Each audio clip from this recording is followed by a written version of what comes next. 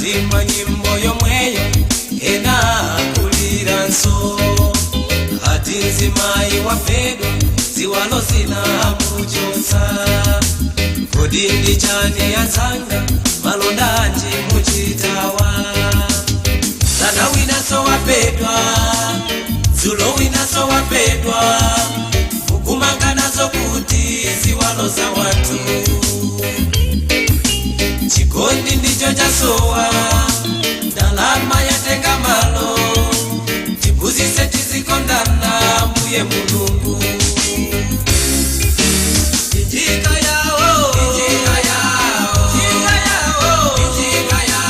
maiwana lero asakumana naye Yesu injika yawo maiwana asakumana naye Yesu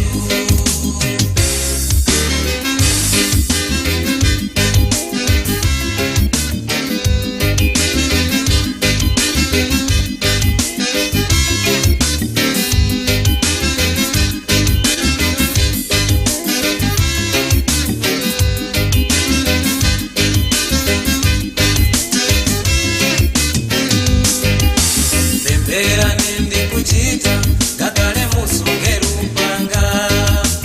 ukazi wa mdani wako umakala okonzeka kumatoka ngati sumuziwa uzamuziwa takukwira pakosi akakala mwana wa mfumu milandu yake siyenda bwino akakala pankate sapeka koswe kumabetimbe nyimbo ya chilungamo ufumu kazata azapeka koswe isimu yao pedwa ikasapwia mtendere wata injika yao maiwana lero azakumana naye Yesu injika